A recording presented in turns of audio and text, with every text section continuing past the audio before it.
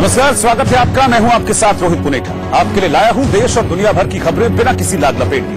बस आप मेरे साथ 60 मिनट तक बने रहिए, आंख कान खोल के। सबसे पहले 4 बड़ी खबरें। दिल्ली में विधानसभा चुनाव के लिए आम आदमी पार्टी ने सभी 70 सीटों पर अपने उम्मीदवारों की लिस्ट जारी कर दी है। इस लिस्ट में 46 मौजूदा विधायकों को टिकट दिया गया है, जबकि 15 विधायकों के टिकट काट दिए गए हैं। केजरीवाल नई दिल्ली सीट से ही चुनाव लड़ेंगे। कांग्रेस नेता राहुल गांधी ने देश की गिरती जीडीपी, कमरतोड़ महंगाई और जानलेवा बेरोजगारी के मुद्दे पर मोदी सरकार पर निशाना साधते हुए कहा कि आज देश में आर्थिक आपातकाल की स्थिति बन गई है। निर्भया केस में दोषी मुकेश कुमार सिंह ने राष्ट्रपति के नाम तिहाड़ जेल प्रशासन को दया याचिका सौंपी। इससे पहले सुप्रीम कोर्ट ने मुकेश के साथ विनय की भी क्यूरेटिव पिटीशन खारिज कर दी थी। निर्भया के सभी 4 दोषियों को 22 जनवरी की सुबह फांसी दी जानी है। और पश्चिम बंगाल बीजेपी के अध्यक्ष दिलीप घोष के खिलाफ 2 FIR दर्ज की गई है। दिलीप घोष ने नागरिकता कानून और NRC के खिलाफ प्रदर्शन कर रहे लोगों पर बयान देते हुए प्रदर्शनकारियों के सभी 4 दोषियों को 22 जनवरी की सुबह फांसी दी जानी है। और पश्चिम बंगाल बीजेपी के अध्यक्ष दिलीप घोष के खिलाफ 2 FIR दर्ज की गई है। दिलीप घोष ने नागरिकता कानून और NRC के खिलाफ प्रदर्शन कर रहे लोगों पर बयान देते हुए प्रदर्शनकारियों को कुत्ते की तरह गोली मारे जाने की बात कही थी। महाराष्ट्र सरकार में मंत्री नवाब मलिक के भाई ने मजदूर की पिटाई कर दी। महाराष्ट्र सरकार में मंत्री और एनसीपी नेता नवाब मलिक के भाई कप्तान मलिक की गुंडागर्दी का वीडियो सामने आया, जिसमें वो सरेआम मजदूरों को पीटते हुए दिखाई दी।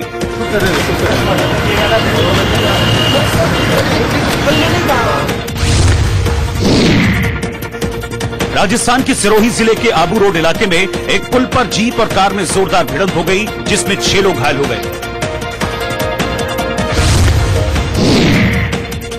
हिमाचल प्रदेश के किन्नौर के टिंकू नाला इलाके में एक ग्लेशियर का बड़ा हिस्सा टूटकर सड़क पर गिर गया और हाईवे पर सरकने लगा। साथ ग्रुप आ गई।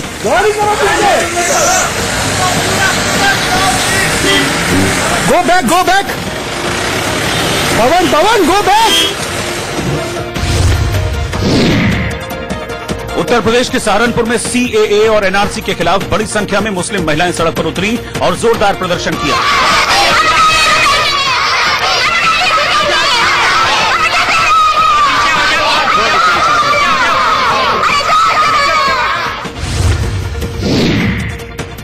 आंध्र प्रदेश के विजयवाड़ा में TDP नेता चंद्रबाबू नायडू ने भोगी फेस्टिवल के दौरान APS यानी अमरावती परिरक्षणा समिति के सदस्यों के साथ अमरावती में 3 राजधानी बनाने से संबंधित समितियों की रिपोर्ट की प्रतियों को सामूहिक रूप से जलाकर विरोध जाहिर किया।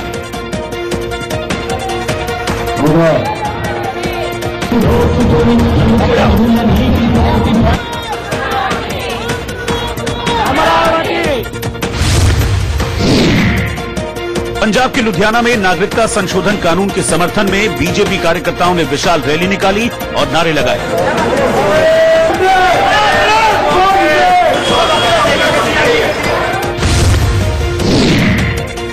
उत्तराखंड में पिथौरागढ़ के मुनस्यारी में भारी बर्फबारी के चलते सड़कों पर बर्फ की मोटी परत जम गई, जिसे हटाने का काम युद्ध स्तर पर चलाया गया।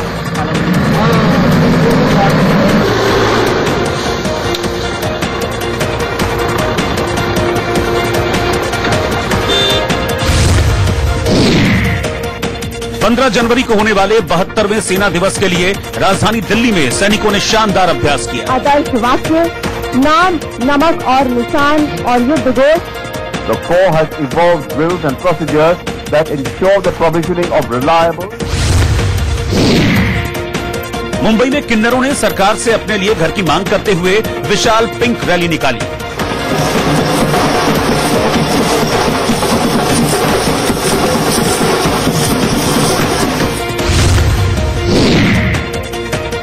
उत्तराखंड में हल्द्वानी के लालकुआं में उत्तरायणी महोत्सव धूमधाम से मनाया गया, जिसमें पूर्व मुख्यमंत्री हरीश रावत भी पहुंचे और लोक कलाकारों के साथ डांस किया।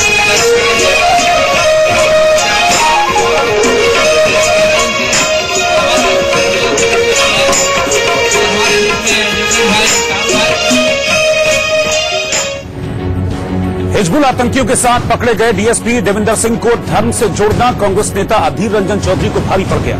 उन्होंने तंज कसा कि अगर गिरफ्तार किया गया पुलिस अधिकारी मुसलमान होता तो RSS ने हंगामा खड़ा कर दिया होता, लेकिन बीजेपी ने पलटवार करते हुए कांग्रेस को ही घेर लिया और आरोप लगाया कि कांग्रेस का निशाना हमेशा हिंदुओं पर ही होता है। हिंदू पाकिस्तान, हिंदू जिन्ना, हिंदू आतंकवाद, हर बात पे हिंदुओं के ऊपर हमला करना, कहीं न कहीं हिंदुओं को आतंकवादी सिद्ध करने का प्रयास करना। इससे पहले कांग्रेस नेता अधीर रंजन चौधरी ने ट्वीट किया था कि कुलगाम में हिजबुल आतंकियों के साथ गिरफ्तार हुए पुलिस अधिकारी का नाम इत्तेफाक से देविंदर सिंह है। अगर देविंदर खान होता तो विवाद बढ़ता। इस बारे में आरएसएस के ट्रोल रेजिमेंट को साफ साफ और स्पष्ट शब्दों में जवाब देना चाहिए। मजहब, रंग और कर्म को किनारे रखते हुए देश के ऐसे दुश्मनों की एक सुर में आलोचना की जानी चाहिए। The RSS BJP are remaining reticent on Devinder Singh issue. Is it because he is Devinder Singh? While the same silence and reticence would have been prevailed if the name got turned into Devinder Khan. That was my argument. लेकिन BJP ने उल्टे कांग्रेस पर आतंक को धर्म से जोड़ने का आरोप मर दिया। अफजल हम शर्मिंदा हैं, तेरे कातिल जिंदा हैं, कितने अफजल मारोगे, हर घर से अफजल निकलेगा। इन टुकड़े टुकड़े गैंग वालों के जो ये बयानबाजी थी, ये जो स्लोगनरिंग था, उस स्लोगनरिंग के साथ खड़े होने गए थे राहुल गांधी। तो स्वाभाविक रूप से आतंकवाद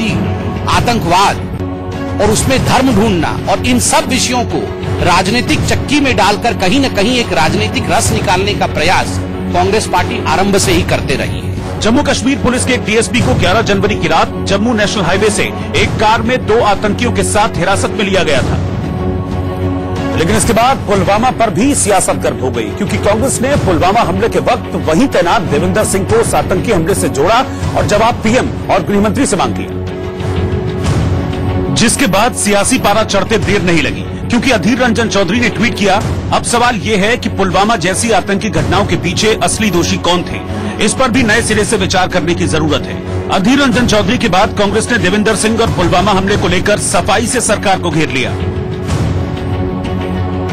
देविंदर सिंह डीएसपी जो उस समय डिप्टी एसपी डीआर पुलवामा में थे, पुलवामा के हमले जहां 42 जवानों की जान गई, उनसे क्या कनेक्शन है? क्या ये देविंदर सिंह अकेले ही काम कर रहा था या वो एक छोटा सा मोहरा है और ये षड्यंत्र बहुत बड़ा है?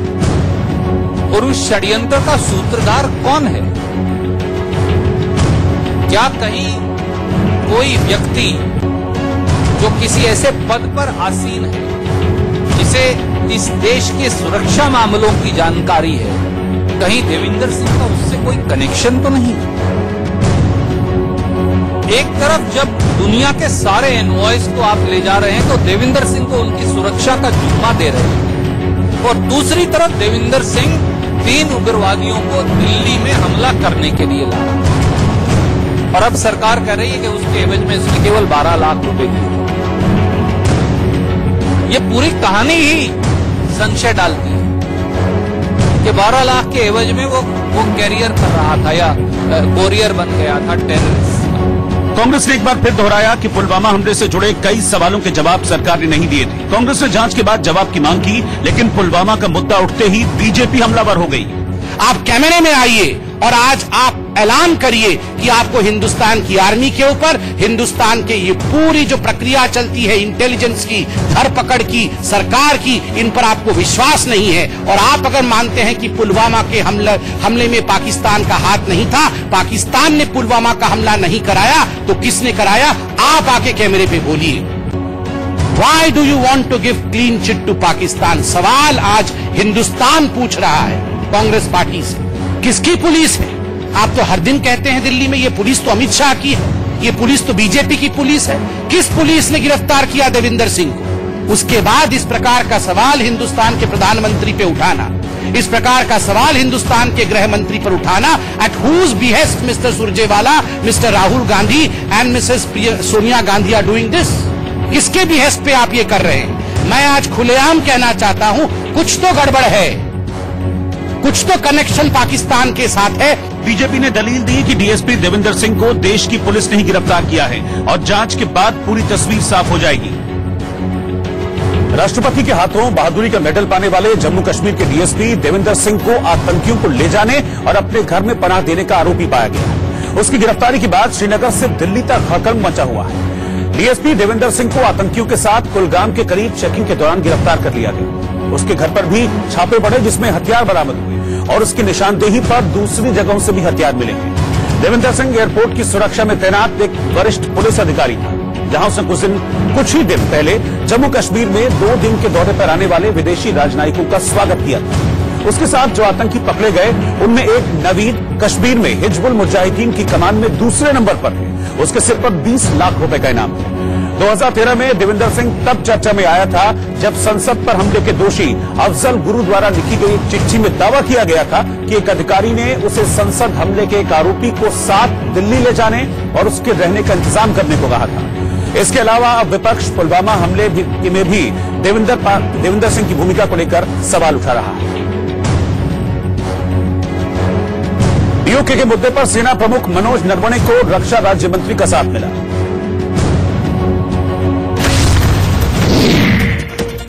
Army chief general Manoj Mukund Naravane के पीओके को लेकर दिए बयान का रक्षा राज्य मंत्री श्रीपद नाइक ने समर्थन किया और कहा कि सरकार इस पर गौर करेगी। ये तो इनका तो जज्बा यही है ना, काम तो यही है, उन्हें बोलना कुछ गलत नहीं है, लेकिन ये जो बात है तो सरकार उसके ऊपर निश्चित तौर से गौर करेगी।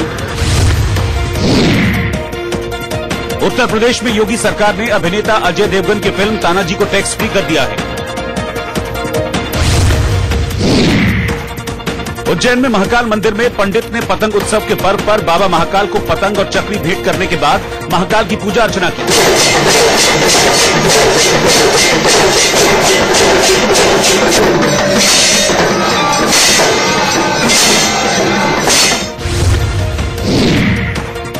अहमदाबाद के गुजरात में लोगों ने धूमधाम से उत्तरायण का त्योहार मनाया, जिससे आसमान में रंग बिरंगी पतंगों का नजारा देखने को मिला।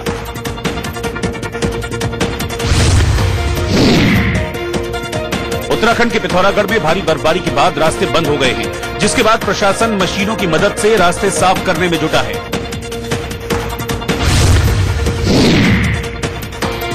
उत्तराखंड के ऋषिकेश में मकर संक्रांति के मौके पर श्रद्धालुओं ने सुबह सुबह त्रिवेणी घाट पर आस्था की डुबकी लगाई, साथ ही वस्त्र और फल का दान किया।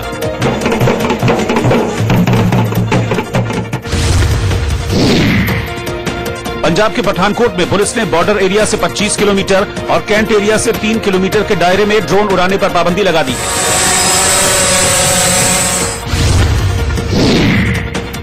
यूपी के कन्नौज में पूर्व सीएम अखिलेश यादव बस हादसे में घायल यात्रियों से मिलने पहुंचे, जहां वो नाराज होकर डॉक्टर पर भड़क गए। तुम सरकार का पक्ष नहीं ले सकते, बहुत छोटे अधिकारी हो, बहुत छोटे कर्मचारी हो, आरएसएस के हो सकते हो, बीजेपी के हो सकते हो, तो ये बात नहीं कह सकते वो क्या कह रहा हो, तुम मुझे नहीं समझा सकते। दूर हो जाओ, एकदम दूर हो जाओ। अभिनेता ऋषि कपूर की बहन ऋतु नंदा का कैंसर की बीमारी से निधन हो गया।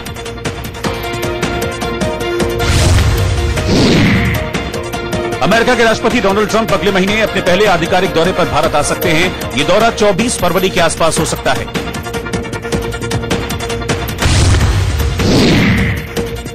कारोबारी सप्ताह के लगातार दूसरे दिन भी शेयर बाजार बढ़त के साथ बंद हुआ। सेंसेक्स 92 अंक ऊपर चढ़कर 41,952 पर बंद हुआ, जबकि निफ्टी 32 अंक उछलकर 12,362 पर बंद हुआ। नागरिकता कानून और एनआरसी के खिलाफ प्रदर्शन और हंगामा करने वालों को बीजेपी के एक नेता ने खुलेआम चेतावनी दी है। यूपी के अलीगढ़ में एक रैली को संबोधित करते हुए रघुराज सिंह ने पीएम और सीएम के खिलाफ नारेबाजी करने वालों को जिंदा दफन करने की चेतावनी दे दी।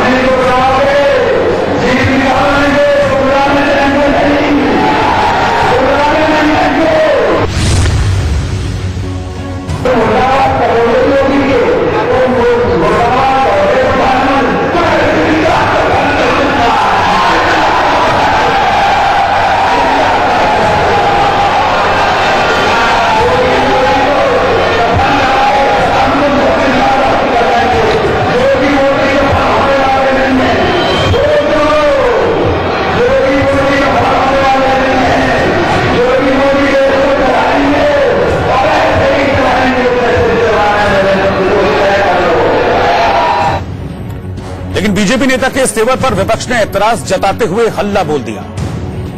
प्रकार की भाषा को बोलकर ये लोकतंत्र और संविधान को समाप्त करना चाहते हैं। मैं समझता हूं कि भारत की जनता सचेत है, सावधान है, इनको आने वाले समय में बाहर का दरवाजा दिखाएगी।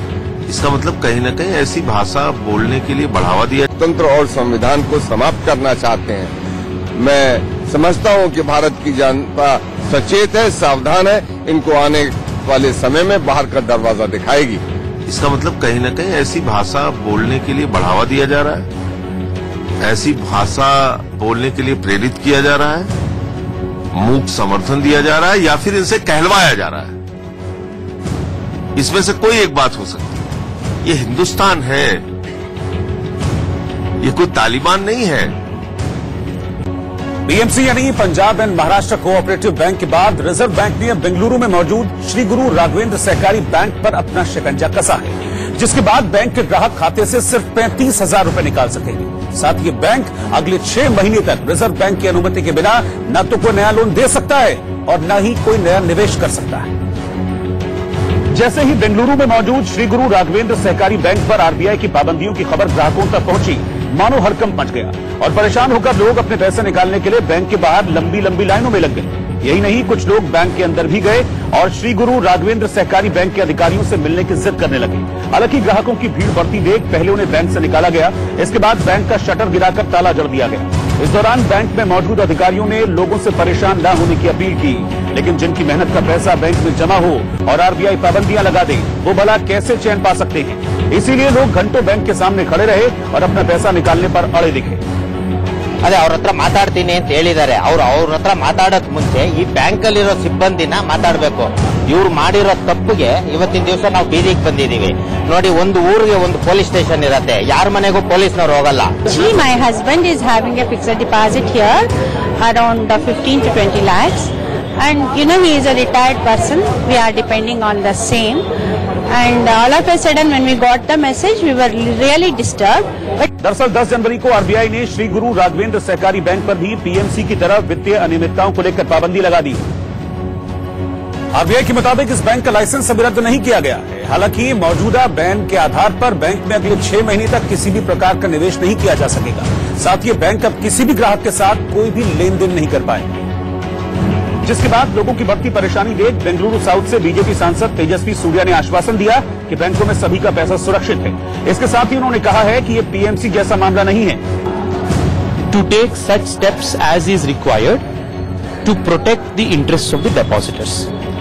Even last night before I left from Delhi and came here, madam Nirmala Sitharaman spoke to me and assured me that the government will take every single step necessary to ensure the best interests of the depositors are met. वहीं bank के chairman के रामाकृष्णन ने भी ग्राहकों को भरोसा दिया और कहा कि जमाकर्ता के पैसे 100% सुरक्षित हैं। श्री गुरु राघवेंद्र सहकारी बैंक में आपके पैसे 100% सुरक्षित हैं, ये मेरी जिम्मेदारी है। जानकारी के मुताबिक बेंगलुरु में मौजूद श्री गुरु राघवेंद्र सहकारी बैंक में करीब 9,000 जमाकर्ता हैं, जिनके पैसे एक तरह से बैंक में फिलहाल फंसते नजर आ रहे हैं और माना जा रहा है कि ग्राहकों की हालत पीएमसी बैंक जैसी हो सकती है।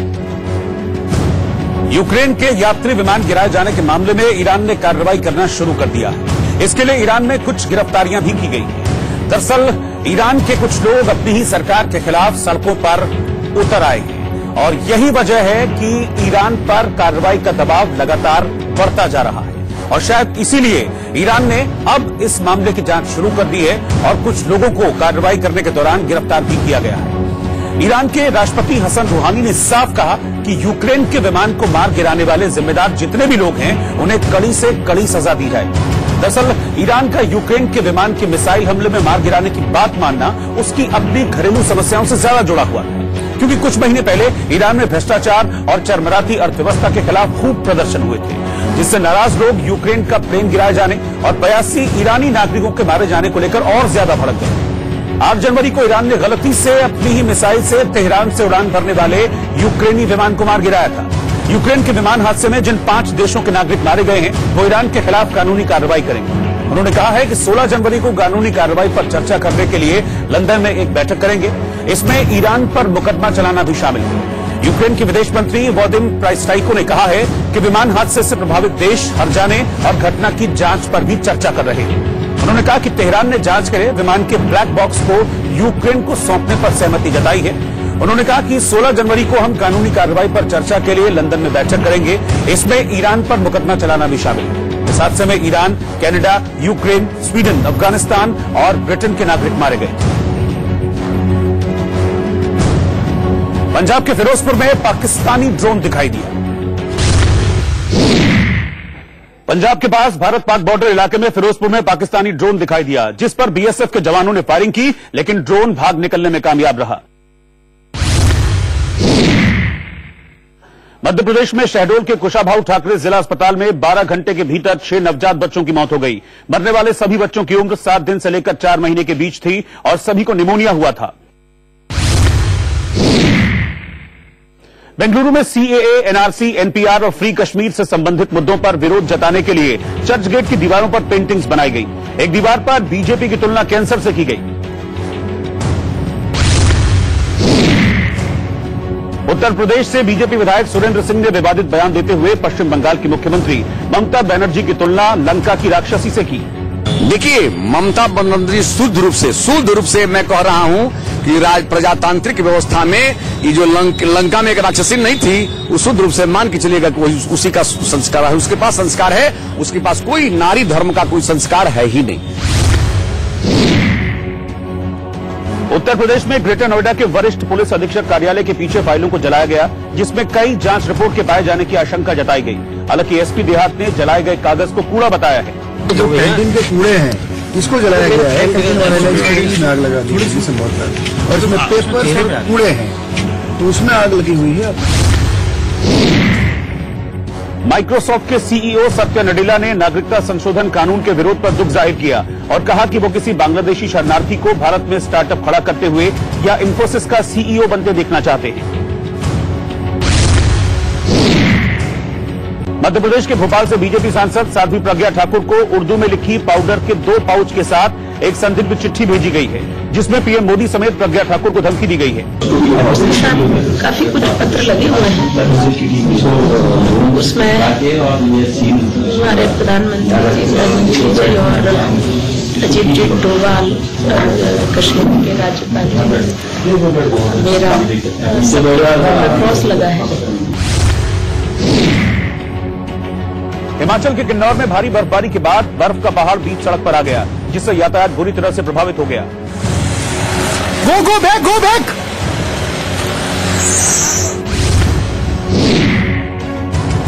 गुजरात में सूरत के लिंबायत से बीजेपी विधायक संगीता पाटिल ने नागरिकता संशोधन कानून के समर्थन में स्कूली बच्चों के बीच पतंग बांटी। वहीं बच्चों के बीच पतंग लेने की होड़ देखी गई।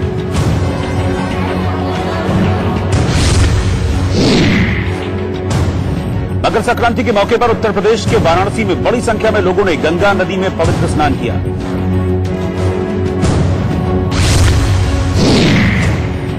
खाने पीने की चीजें महंगी होने से दिसंबर में खुदरा महंगाई दर में फिर से इजाफा हुआ है, जिससे दिसंबर में खुदरा महंगाई दर बढ़कर 7.35% हो गई है। नवंबर में खुदरा महंगाई दर 5.54% थी। और आंख कान खोल के मैं फिलहाल वक्त हो गया एक छोटे से ब्रेक का। ब्रेक के बाद हम परिणीति चोपड़ा ने एक वीडियो शेयर किया है। अभिनेत्री परिणीति चोपड़ा ने अभिनेता आयुष्मान खुराना के साथ एक वीडियो शेयर किया, जिसमें दोनों आज जाने की जिद ना करो गाना गाते हुए नजर आए। हमको लुटे जाएंगे, ऐसी बातें किया ना करो, आज जाने की जिद ना करो। अभिनेत्री आलिया भट्ट ने डायरेक्टर संजय लीला भंसाली की फिल्म गंगूबाई काठियावाड़ी का मोशन पोस्टर रिलीज किया, जिसमें आलिया लीड रोल में नजर आएंगी।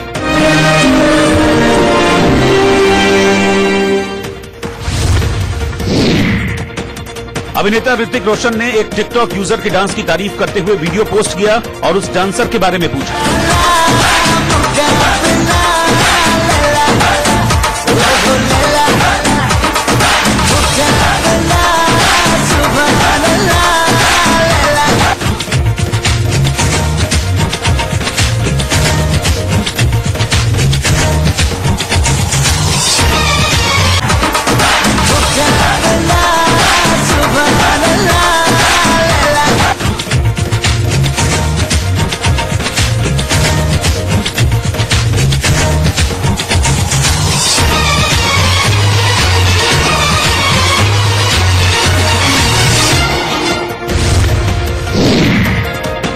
अभिनेता सलमान खान की बहन अर्पिता ने अपनी बेटी आयत के साथ सलमान की फोटो शेयर करते हुए लिखा, मेरे साथ आप खड़े हो इसीलिए मुझे डर नहीं लगता। Hollywood action star Vin Diesel की फिल्म ब्लडशॉट का ट्रेलर रिलीज हो गया है। अगले साल ये फिल्म भारत में रिलीज होगी।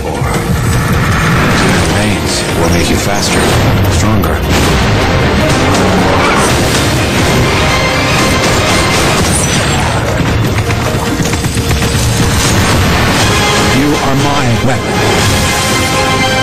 You made me, but you can't control me. पिछले 2 दिनों में कश्मीर के कई इलाकों में हुई बर्फबारी में 4 जवान शहीद हो गए, जबकि 5 लोगों की मौत हो गई। हालांकि इन कठिनाई भरे हालात में भी जवानों ने बर्फ में दबे कई लोगों को सुरक्षित बाहर निकाला। क्योंकि बर्फीले एवलांच के बीच सुरक्षा बलों को जैसे ही गांदरबल के कुल्लन इलाके में कुछ लोगों के बर्फ के बीच दबे होने की खबर मिली, वैसे ही सेना के जवान और पुलिस मौके पर पहुंची और बेलचों से जमी बर्फ को हटाने लगी।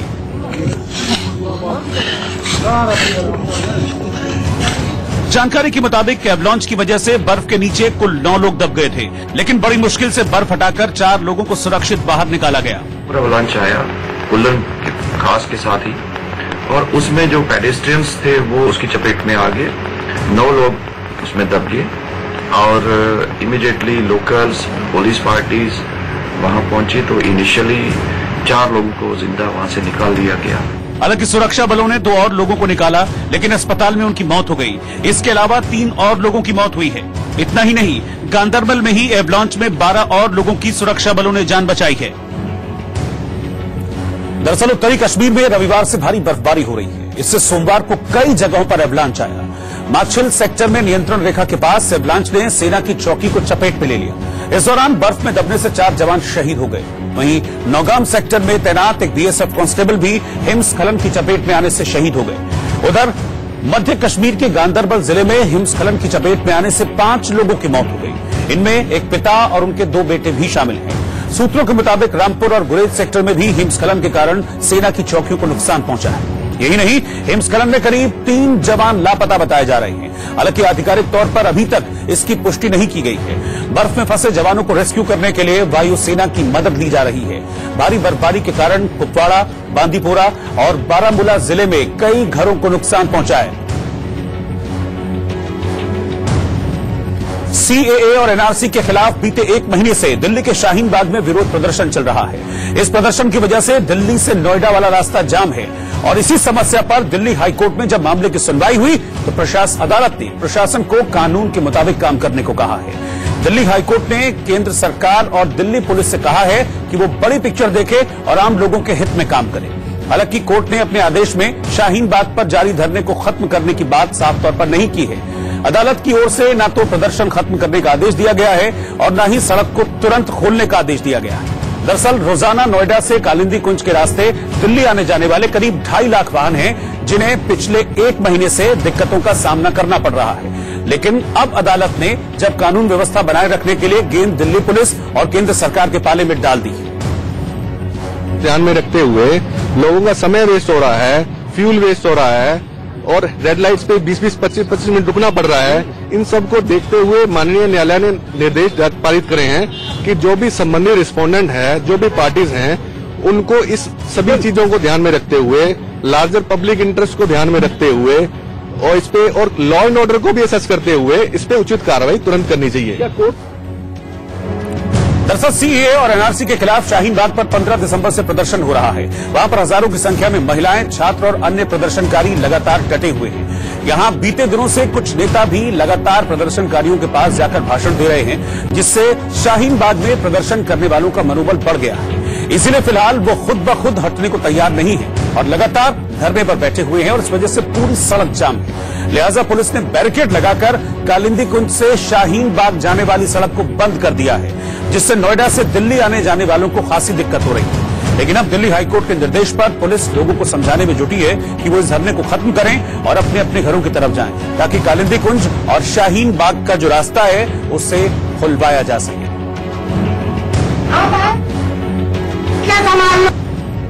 कि प्रोटेस्टर्स को हटाने के लिए ये कहा जाए कि ट्रैफिक की दिक्कत हो रही है, लोगों को दिक्कत हो रही है, इसको लेकर आप क्या कहना चाहेंगे? दिक्कत ट्रैफिक की जितनी ज्यादा हो रही है उससे 100 गुनी ज्यादा यहाँ बैठने वालों को दिक्कत हो रही है। जितनी दिक्कत अंग्रेजों को हो रही थी उससे ज्यादा दिक्कत तो गांधी जी को और उनके अनुयायियों को भुगतना पड़ी थी। जो यहाँ पर बैठे हैं उन बहन बेटियों से पूछो, आज मैं स्वेटर पहनकर क्यों नहीं आया, आज मैं स्वेटर पहनकर क्यों नहीं आया। मैं अगर यहाँ पर कभी रात को रुकना पड़ा तो मैं ध्यान से रुकूंगा। मेरी बहन बेटियां, मेरे बच्चे, मेरे भाई यहाँ पर किस अवस्था में बैठे रहे। आज मेरी उम्र 65 साल की है। मैंने देश की हर परिस्थिति को देखा है। 65 साल की उम्र में मैंने देश का क्या नहीं देखा होगा, लेकिन मैंने ऐसा प्रधानमंत्री नहीं देखा जो काली क्रम से हर चीज को लिखता है। जो हिटलर था 75 इयर्स पहले जो बात थी, न उस जमाने के लोग हैं न तो हिटलर शाही की कोई चीज चलेगी।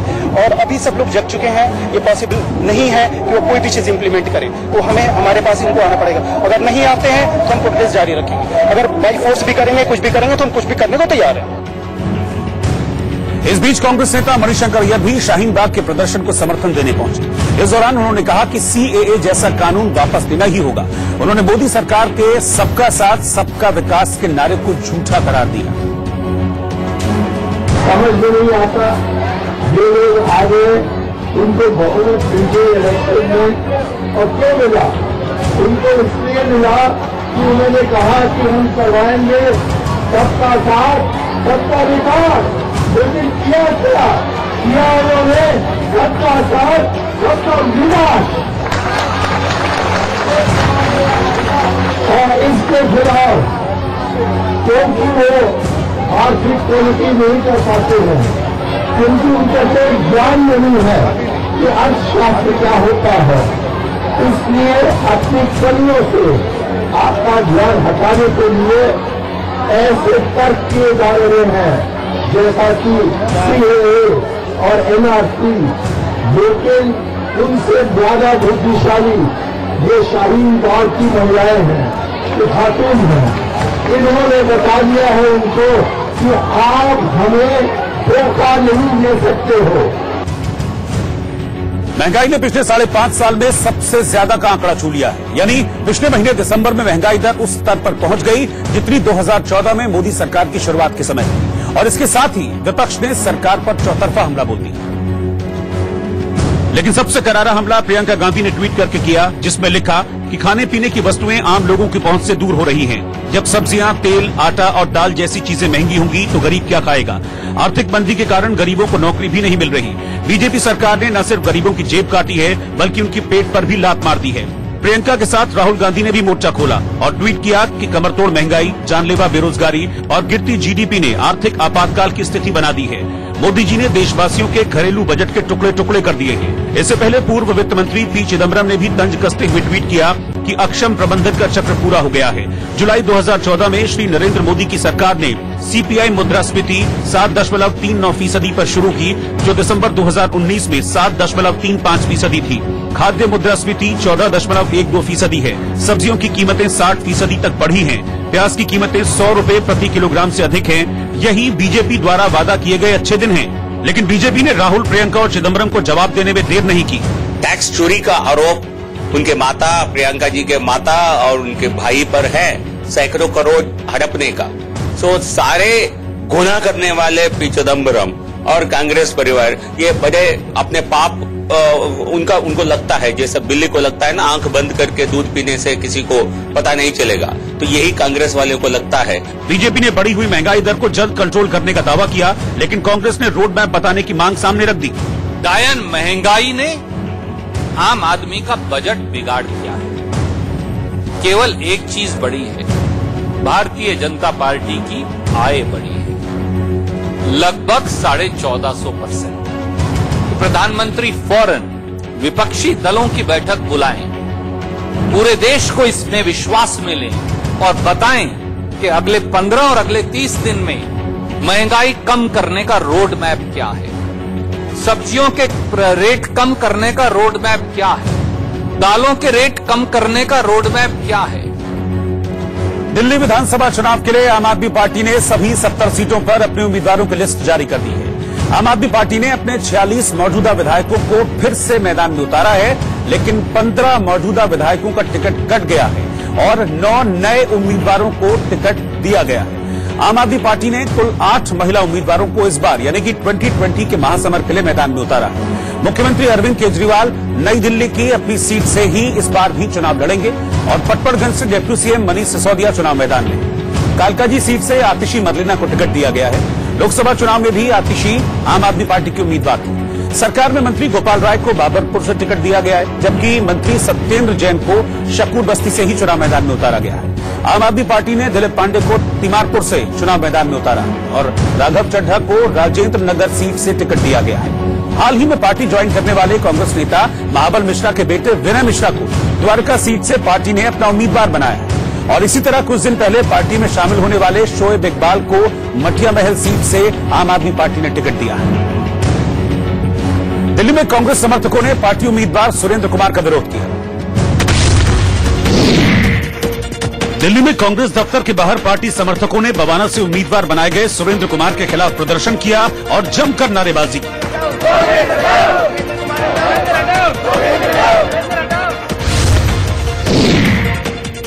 दिल्ली में बदरपुर विधानसभा से आम आदमी पार्टी के विधायक नारायण दत्त शर्मा ने पार्टी में कांग्रेस नेता राम सिंह को शामिल करने पर सैकड़ों कार्यकर्ताओं के साथ दिल्ली के उप मुख्यमंत्री मनीष सिसोदिया के घर के बाहर प्रदर्शन किया।